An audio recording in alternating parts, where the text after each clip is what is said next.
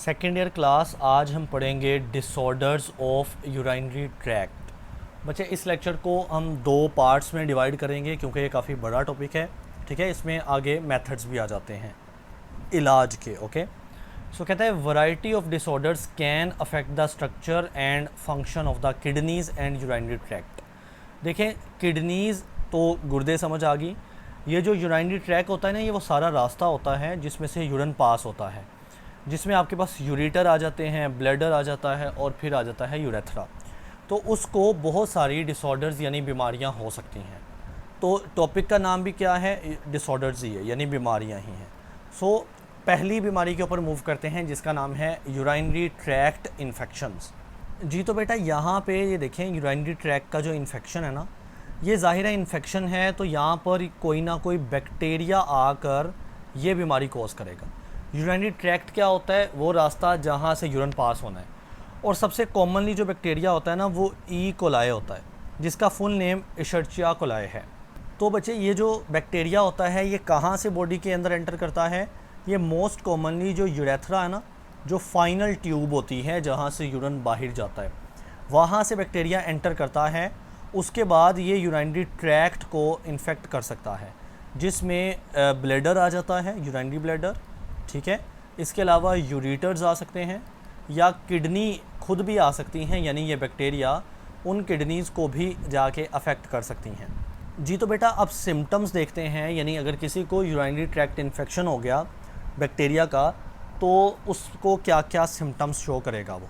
तो सबसे पहला सिम्टम है फ्रीक्वेंट यूरिनेशन, यानी बार बार पेशाब आएगा। ठीक है, फ्रीक्वेंट यूरिनेशन। उसके अलावा है urgent need to urinate, urgent need. ठीक है, अर्जेंट नीड ऑफ यूरिनेशन, यानी अचानक ही यूरिनेशन की तलब होगी, पेशाब की तलब होगी। ठीक है, उसके अलावा पेन ड्यूरिंग यूरिनेशन या बर्निंग सेंसेशन, यानी जलना फील होगा जब वो बंदा यूरिनेट करेगा।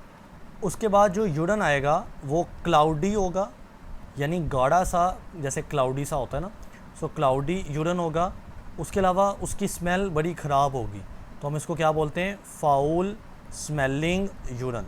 ठीक है, फाउल स्मेलिंग यूरिन उस बंदे को आएगा।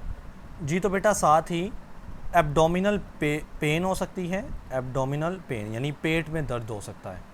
और एब्डोमिनल पेन कहाँ पे, लो हिस्से में यानी निचले हिस्से में, ब्लैडर के करीब करीब। ठीक है, ब्लैडर से ऊपर और किडनी, ये सारे जगह पर। और फाइनली क्या हो सकता है बच्चे, फ़ीवर भी हो सकता है, फ़ीवर चिल यानी सर्दी लग सकती है। देखें, ये जो फ़ीवर होता है ना, बुखार, ये हमेशा तब होता है जब कोई ना कोई माइक्रो ऑर्गेनिज़म जैसा कि बैक्टीरिया ये अटैक करते हैं ना, तो उसका सिम्टम फ़ीवर एक कॉमन सिम्टम है। तो ये सारे सिम्टम्स हैं जो कि यूरिनरी ट्रैक्ट इन्फेक्शन में देखे जाते हैं। जी तो बच्चे अब इसका ट्रीटमेंट देखते हैं, यानी अगर किसी को ये इन्फेक्शंस हो जाए तो क्या ट्रीटमेंट है। Number 1, antibiotic. ज़ाहिर है एंटीबायोटिक ऐसी ड्रग्स होती हैं जो बैक्टीरिया को ख़त्म करती हैं, तो ये तो बीमारी ही बैक्टीरिया की वजह से है, सो एंटीबायोटिक्स ली जाएंगी। नंबर 2 है ड्रिंकिंग प्लेंटी ऑफ वाटर, यानी बहुत सारा पानी पिया जाए। सो ड्रिंकिंग प्लेंटी ऑफ वाटर, जब बहुत सारा पानी पिया जाएगा, सो पॉसिबल चांसेस हैं कि जब यूरिनेशन आएगी ना, पानी पीने से क्या होगा, बार बार यूरिनेशन आएगी, फ्रीक्वेंट यूरिनेशन, तो उससे बैक्टीरिया जो है वो बॉडी से आउट या बाहर चले जाएं, तो ये पॉसिबल है। जी तो बेटे आपने ये सारा पढ़ लेना है, एक एक बातें सेम आपको मिलेंगी। अब हम दूसरी बीमारी पे मूव करते हैं जिसका नाम है किडनी स्टोन, यानी गुर्दे की पथरी या गुर्दे में पत्थर का बन जाना। जी तो बच्चे डेफिनेशन यहीं पे देख लेते हैं। जो यूरिनरी स्टोन्स है ना, या किडनी स्टोन्स कह लें, एक ही बात है, वो हार्ड यानी सख्त होते हैं, क्रिस्टलाइन मिनरल मटेरियल होते हैं, यानी जो मिनरल्स हैं ना, ठीक है, वो सॉल्ट्स वगैरह, सोल्यूट्स वगैरह, उनके मटेरियल होते हैं, और दैट स्टिक टुगेदर, जो आपस में जुड़ जुड़ के, to form small pebbles. Pebbles कहते हैं छोटे पत्थरों को, या कंकड़ पत्थर होते हैं ना, वो पेबल्स होते हैं। तो बेसिकली ये कोई ऐसा, देखें ना, पत्थर तो हम नहीं खाने वाले, तो हम जो साल्ट वगैरह खाते हैं ना छोटे छोटे, वो छोटे छोटे मॉलिक्यूल फिर इकट्ठे इकट्ठे होके स्टिक टुगेदर यानी आपस में जुड़ जुड़ के एक पेबल बना देते हैं, एक छोटा सा स्टोन बना देते हैं with in the kidney. Kidney के अंदर या यूरिनरी ट्रैक्ट, ये किडनी के अलावा जो सारी रास्ता है ना, उसके अंदर ये पत्थर हो सकता है। ओके, नाउ कहता है दे मे स्टे इन किडनीज़, यानी ये जो पत्थर बनेगा ये किडनी के अंदर भी हो सकता है और travel out of the body through urinary tract, या ये बॉडी से बाहर भी निकल सकता है यूरिनरी ट्रैक्ट से होता हुआ। जी तो बेटे किडनी स्टोन्स की आगे रीडिंग करते हैं, आगे समझते हैं, इसको अंडरस्टैंडिंग करते हैं। देखें जो सबसे ज़्यादा कॉमनली किडनी स्टोन्स होते हैं ना, वो कैल्शियम ऑक्ज़ालेट के साल्ट के जमा होने की वजह से होते हैं, और 70% पेशेंट इसी स्टोन से मुब्तला होते हैं। ठीक है, कैल्शियम ऑक्ज़ालेट के साल्ट जमा होके स्टोन बना देते हैं। जी तो बेटा आप देखें यहाँ पर दो बेसिकली सॉल्ट्स आ रहे हैं, आइंस आ रहे हैं, एक कैल्शियम है। तो इन तरह के स्टोन्स में हाई लेवल ऑफ कैल्शियम होता है। ब्लड के अंदर ना, बॉडी के अंदर हाई कैल्शियम का लेवल हो जाता है और ऑक्ज़ालेट का भी हाई लेवल हो जाता है। सो हाई ऑक्ज़ालेट लेवल, ठीक है, ऑक्ज़ालेट भी सॉल्ट की टाइप है। सो हाई ऑक्ज़ालेट लेवल। अब जो हाई कैल्शियम लेवल है ना, उसका नाम है हाइपर यानी ज़्यादा, कैल्सीयूरिया। ठीक है, यानी ब्लड के अंदर कैल्शियम का लेवल ज़्यादा हो जाना, या यूरिया लिखा हुआ है ना, तो यूरिन के अंदर कैल्शियम का लेवल ज़्यादा हो जाना। जाहिर है जब ब्लड में ज़्यादा होगा तो यूरिन में भी आएगा। इस तरह high oxalate level, this is called hyper यानी ज़्यादा हो जाना, ऑक्ज़ालूरिया। ठीक है, यूरिन के अंदर ऑक्ज़ालेट का लेवल ज़्यादा नज़र आएगा। उसके बाद बच्चे जो 10% पेशेंट होते हैं ना, किडनी स्टोन के पेशेंट, वो यूरिक एसिड के लेवल बढ़ने की वजह से यूरिक एसिड के स्टोन्स बन जाते हैं उनके अंदर। यानी यूरिक एसिड का लेवल बॉडी में बढ़ता है, जैसे यहाँ पर कैल्शियम ऑक्ज़ालेट का लेवल बढ़ता है तो कैल्शियम ऑक्ज़ालेट के स्टोन बन गए। इस तरह यूरिक एसिड का लेवल बढ़ेगा तो यूरिक एसिड के स्टोन बन जाएंगे। और बेटा इस कंडीशन को बोलते हैं हाइपर यानी ज़्यादा हो जाना, यूरिसीमिया। ठीक है, यूरिसीमिया यानी ब्लड के अंदर यूरिक एसिड का लेवल बढ़ जाना। ये जब लास्ट पे ईमिया इस तरह का लफ्ज़ आता है ना, तो उसका मतलब ब्लड होता है। यूरिक यानी यूरिक एसिड का लेवल, हाइपर यानी ज़्यादा हो जाना ब्लड के अंदर, तो इसको बोलते हैं हाइपर यूरिसीमिया। और इससे यूरिक एसिड बढ़ता है और उससे यूरिक एसिड के स्टोन्स बन जाते हैं किडनी के अंदर। जी बच्चे, अब जो थर्ड हमारे पास कैटेगरी है ना स्टोन्स की, उसमें बॉडी में फॉस्फेट्स वगैरह जमा हो जाते हैं। ठीक है, पहली कैटेगरी कौन सी है? कैल्शियम ऑक्ज़ालेट, जिसकी परसेंटेज आपने याद रखनी है। यूरिक एसिड दूसरी कैटेगरी, परसेंटेज इसकी भी, तीसरे की परसेंटेज बुक पे मेंशन नहीं है, सो आप ना याद रखें। सो फॉस्फेट्स की लेवल या उसका लेवल बढ़ जाएगा और एक सिस्टीन का लेवल बढ़ जाएगा। Now what is cysteine? बेटे सिस्टीन एक अमाइनो एसिड है, अमाइनो एसिड, और ये कैसा अमाइनो एसिड है? जिसमें सल्फ़र होगा, यानी सल्फ़र कंटेनिंग अमाइनो एसिड। तो आप यूँ कह सकते हैं फॉस्फेट या सल्फ़र का लेवल जब बॉडी में बढ़ेगा ब्लड के अंदर, सो फाइनली क्या होगा कि इनके स्टोन्स बनना शुरू हो जाएंगे। तो बच्चे ये हमारे पास तीसरा केस है, किडनी स्टोन इस वजह से हो सकता है। और चौथा केस है कि अगर फॉर एग्ज़ाम्पल आप इन सब चीज़ों में सफ़र नहीं कर रहे, यानी सारी चीज़ें नॉर्मल है, इतनी नहीं बढ़ी, कैल्शियम ऑक्ज़ालेट को इतना नहीं बढ़ा, यूरिक एसिड को इतना नहीं बढ़ा, फॉस्फेट या सल्फ़र को इतना नहीं बढ़ा, लेकिन आप कंटिन्यूस डिहाइड्रेशन का शिकार हो, कंटिन्यूस डिहाइड्रेशन का शिकार हो, यानी मुकम्मल आपकी बॉडी पानी की कमी का शिकार रहती है, तो ऑटोमेटिकली ये जो सारे साल्ट हैं ये रिलेटिवली बढ़ जाएंगे। जब पानी की कमी है तो साल्ट ज़्यादा हो जाएंगे और फिर वो जमना शुरू हो जाएंगे, स्टोन बनने के चांसेस अगेन उतने ही हो जाएंगे। जी तो बेटे अब ट्रीटमेंट, यानी इस किडनी स्टोन अगर बन गए तो इलाज क्या है? तो इलाज का नाम है लिथोट्रिप्सी। ये तकनीक है लिथोट्रिप्सी, और इसमें हम क्या करेंगे बच्चे? हम किडनी स्टोन्स को ब्रेक करेंगे, किडनी स्टोन्स जो बन चुके हैं ना उनको ब्रेक करवाएंगे, तोड़ेंगे। जब स्टोन्स टूट जाएंगे तो वो एक जैसे रेत नहीं होती, सैंड, वो उस तरह का बारीक सा मटेरियल बन के यूरिन के साथ बाहर निकल आएगा। जी तो बेटा ये जो अभी तक मैंने पढ़ाया ना वो यहाँ से लेकर यहाँ तक है, ठीक है। तो लिथोट्रिप्सी हमने करवानी है और उसका मतलब क्या है? ब्रेकिंग ऑफ स्टोन, स्टोन का तोड़ना। नाउ बच्चे ये दो मेथड्स हैं लिथोट्रिप्सी के, वो यहीं पर देख लेते हैं। पहला मेथड है एक्स्ट्रा कॉर्पोरियल, यानी extra corporeal EC, shock wave, S for shock, W for wave, lithotripsy L। यानी ECSWL, ठीक है। इसमें आप ना ये एक डिवाइस या एक इंस्ट्रूमेंट यूज़ करते हैं जिसका नाम है लिथोट्रिप्टर। सो लिथोट्रिप्टर, ओके, ये एक इंस्ट्रूमेंट है। इससे क्या निकलती हैं, ये जनरेट करता है शॉक वेव। तो आप देख रहे हैं यहाँ से ऐसे वेव्स निकल रही हैं और उनकी डायरेक्शन कहाँ पर होगी, किडनी के अंदर जिस जगह पे स्टोन है। So from outside the patient body, यानी इस मेथड में सर्जरी ऑपरेट करवाने की ज़रूरत नहीं होती, ये बॉडी से बाहर ही मेथड अप्लाई किया जाता है।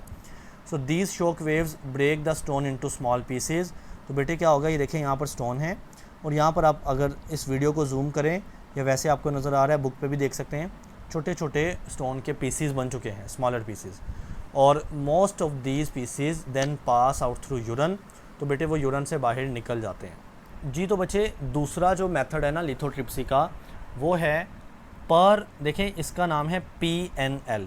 मेरे हिसाब से इसका नाम क्या होना चाहिए, P यानी पर, उसके अलावा जो क्यूटेनियस है उसके लिए PC, उसके बाद है नेफ्रो, तो नेफ्रो के लिए N, और लास्ट पे क्या है लिथोट्रिप्सी यानी L। तो PCNL इसको नॉर्मली ना हम बोलते हैं, लेकिन बुक ने PNL लिखा है, उसमें भी कोई गलती नहीं है। उसने P पर क्यूटेनियस ले लिया और N नेफ्रो ले लिया और L लिथोट्रिप्सी ले लिया। और याद रहे कि ये ना सर्जरी या इसमें ऑपरेशन वाला मेथड है।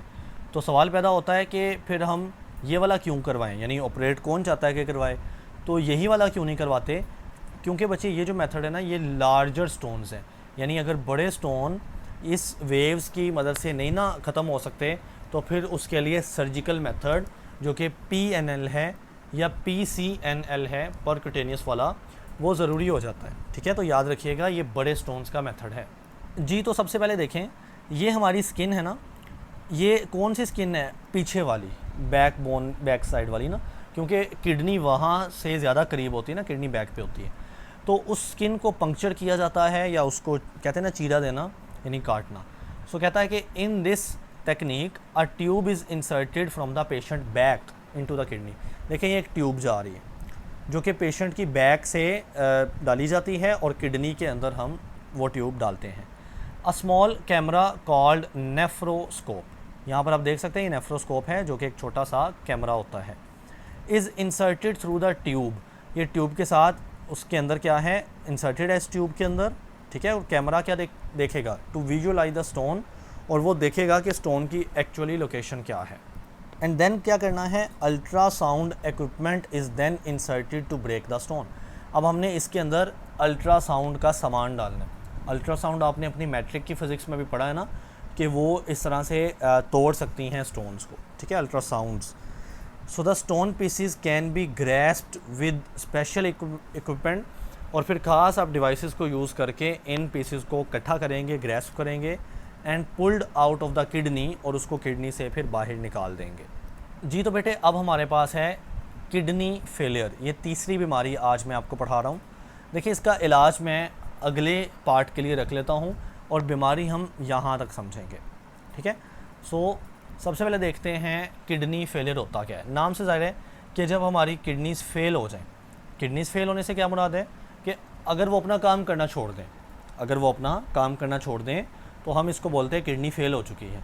अब उनका काम क्या होता है, उनका काम होता है बेटे ब्लड में से जो वेस्ट हैं, जो ख़राब चीज़ें हैं, और उसमें एक्स्ट्रा वाटर भी शामिल करें, वेस्ट हो गया या एक्स्ट्रा पानी हो गया, उसको फ़िल्टर करवाना ब्लड में से और उसको बेटे यूरिन की शक्ल में बॉडी से बाहर निकालना।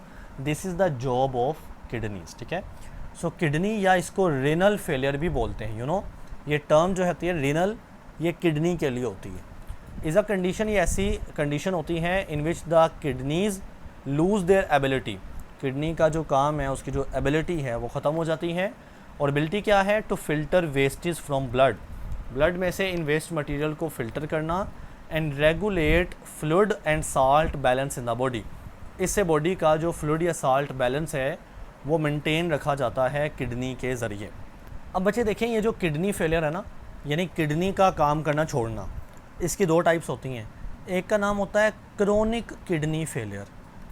बच्चे ये जो लफ्ज़ क्रोनिक होता है ना, क्रोनिक कहते हैं लंबे अरसे तक, यानी अगर किसी बंदे को किडनी का फेलियर रहा है एक लंबे अरसे तक, सो वो होता है क्रोनिक किडनी फेलियर। और दूसरा कौन सा होता है, एक्यूट किडनी फेलियर। एक्यूट कहते हैं जो थोड़े अरसे तक हो या कोई चीज़, कोई बीमारी अचानक आ जाए, तो हम उसको बोलते हैं एक्यूट। ठीक है। सो किडनी स्टोन जो है, किडनी स्टोन नहीं, किडनी फेलियर, किडनी का फेल हो जाना, ये बच्चे क्रॉनिक यानी लंबे अरसे तक भी रह सकता है, यानी कई टाइम तक रह ले, और एक्यूट यानी थोड़े टाइम के लिए भी रह सकता है जी। तो कहता है सबसे पहले क्रॉनिक पढ़ते हैं। क्रॉनिक किडनी फेलियर जो है ना, जो लंबे अरसे तक रहेगा, डिवेलप्स ओवर लॉन्गर पीरियड, वही बात, ये लंबे अरसे तक रहेगा। इज़ इरिवर्सिबल, यानी वो ठीक नहीं हो सकता, उसका फिर कोई ना कोई इलाज करवाना पड़ेगा, क्योंकि इतने लंबे अरसे तक जो बीमारी रहती है ना, तो उसका जो वापस ठीक होना वो कम चांसेस हो जाते हैं। अब ये क्यों होता है, यानी क्रोनिक किडनी फेलियर कैसे हो सकता है? It is often caused by the underlying condition, जैसा कि डायबिटीज़ हो गया, हाई ब्लड प्रेशर हो गया, या कोई किडनी डिजीज़ हो गई। तो ये कंडीशन होती है अंडरलाइंग, जो मुसलसल रह रही, डायबिटीज़ मुसलसल रहती है, ब्लड प्रेशर का अगर मसला रहता है, या कोई और किडनी डिजीज़ होती है। और किडनी डिजीज़ कौन सी, जैसा कि क्रोनिक इन्फेक्शन, यानी लंबे अरसे तक इन्फेक्शन रहे, जो पहली बीमारी पढ़ाई थी ना इन्फेक्शन, जिसमें बैक्टीरिया आता है, तो लंबे अरसे तक अगर ये रहे तो ये किडनी की एक डिज़ीज़ है। इससे क्या होगा, लंबे अरसे वाला यानी क्रोनिक वाला किडनी फेलियर हो जाएगा। इसके अलावा है इन्फ्लेमेशन ऑफ ग्लोमेरुलाई। ग्लोमेरुलस क्या होता है, किडनी के अंदर नेफ्रॉन के अंदर ब्लड वेसल्स होती हैं, ब्लड कैपिलरीज होती हैं, जिसको हम ग्लोमेरुलाई कहते हैं, ग्लोमेरुलस कहते हैं। उसकी इन्फ्लेमेशन हो जाना, तो इससे भी क्रोनिक किडनी फेलियर हो सकता है, लंबे अरसे तक किडनी फेल रह सकती है। देन है एक्यूट किडनी फेलियर। तो बच्चे इसी का दूसरा नाम है किडनी इंजरी। ठीक है, एक्यूट किडनी फेलियर का शॉर्ट आ जाए आपको, या वो पूछ सकता है किडनी इंजरी पे शॉर्ट लिखो, तो कंफ्यूज नहीं होना, और किडनी इंजरी को इसी के साथ मैच करके दोनों का सेम कॉन्सेप्ट लिखना है। ठीक है। इट अकर सडनली, ये अचानक होता है, ये देखें ना, एक्यूट फ़ौरन से होने वाला, अचानक होने वाला। Often resolve with the treatment, यानी अगर बर वक्त इलाज किया जाए तो ये हल हो जाता है। It may be due to kidney infection, ये क्यों हो सकता है, अचानक कोई इन्फेक्शन आ जाए, बैक्टीरिया आके अटैक कर दे, तो किडनी का इन्फेक्शन हो सकता है, उस वजह से फ़ौरन से किडनी काम करना छोड़ देगी, किडनी फेल हो जाएगी। ठीक है। इसके अलावा blockage in the urinary tract, देखें यूराइनरी ट्रैक्ट जो रास्ता है यूरेटर वगैरह, तो अगर उसमें क्या हो जाए, ब्लॉकेज हो जाए, कोई पत्थर बन जाए, स्टोन बन जाए, ड्यू टू स्टोन बन सकता है, तो ये रास्ता ब्लॉक हो जाएगा।